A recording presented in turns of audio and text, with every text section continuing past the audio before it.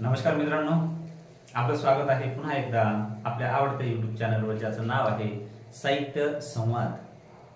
मित्रांनो, तरुणाई म्हणजे तारुण्यानं मुसमुसलेली, आणि या तरुणाईचं लक्षण म्हणजे प्रेम.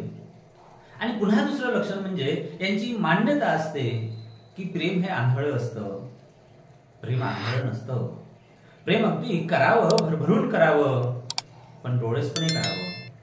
अलीकडची पिढी या चंगळवादामध्ये, या प्रेमामध्ये, खऱ्या तर खोट्या प्रेमामध्ये वाहवत चाललेली आहे.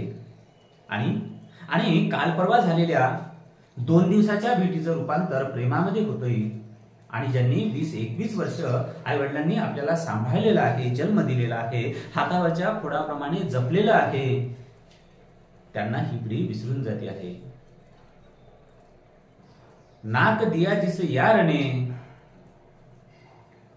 भूल गई उसको नार. मित्रांनो, नाक दिया जिस यार ने, भूल गई उसको नार. नथनी दी जिस यार ने, पुकारे उसको बारंबार, पुकारे उसको बारंबार. मित्रांनो, हे असंच होते आहे. ज्याने नाक दिलं, ज्याने जन्म दिला, त्याला ही पिढी विसरून जाते आहे.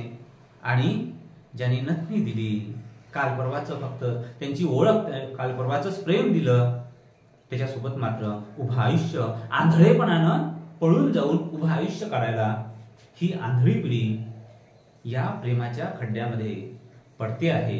असं होऊ नये. हे वय कसं असतं तर चंचल असतं, अगदी मनासारखं. या वयालाही आपण कुठेतरी आवर घातला पाहिजे. मान्य केलं की हे वय असं असतं, पण याच वयाची आणखी एक कसोटी असतं. नेमकं हे वय कसं असतं? यवतमाळ येथील प्राध्यापक डॉक्टर दिनकरराव वानखडे आपल्या कवितेमधून सांगतात. एक सुंदर कविता, खरं म्हणजे भावगर्भ कविता. नवी पिढी जी प्रेमामध्ये आकंठ बुडते आहे आणि आयुष्याच्या होत्या नव्हत्या चुका करते आहे, त्यामुळे आयुष्य ज्यांचं विस्कटून जाते आहे, त्या विस्कटणाऱ्या आयुष्याला चाप लावण्यासाठी, बिघडणाऱ्या तरुणाईला आळा घालण्यासाठी आणि त्यांच्या तरुणाईचं काही कर्तव्य असतं हे सांगण्यासाठी अत्यंत हृदयस्पर्शी कविता. हे वयच असं असतं. कवितेचं शीर्षक आहे हे वयच असे असते. हे वयच असे असते, जेव्हा मनात काय चालले ते नजरेने सांगायचे असते. हे वयच असे असते. मुलींच्या संदर्भात हे मुलींचं वय कसं असतं तर बघा, मागची वेणी पुढे, मागची वेणी पुढे, पुढची वेणी मागे, मागची वेणी पुढे, पुढची वेणी मागे, रस्त्याने फेकत फेकत पुण्याकडे पाहून न पाहिल्यासारखं करायचं असते.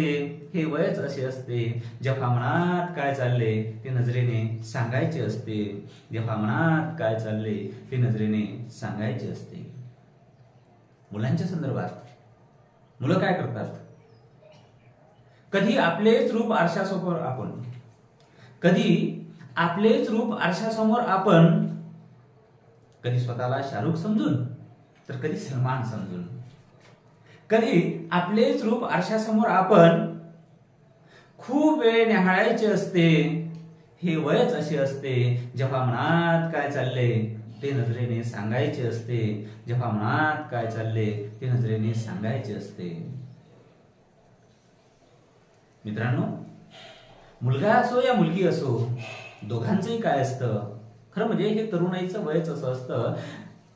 कधी वहीच्या मागच्या पानावर, कधी वहीच्या मागच्या पानावर एखादे आवडते नाव, कधी वहीच्या मागच्या पानावर एखादे आवडते नाव लिहून पुन्हा पुन्हा खोडायचे असते. हे वयच असे असते, जेव्हा मनात काय चालले ते नजरेने सांगायचे असते.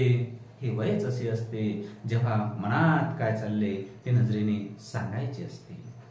पण मित्रांनो, इथं संपतंय का? नाही.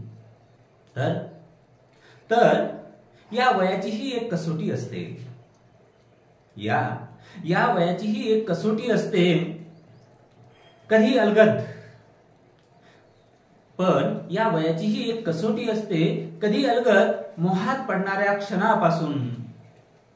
पण या वयाची ही एक कसोटी असते, कधी अलगद मोहात पडणाऱ्या बेसावत क्षणापासून स्वतःला सावरायचे असते.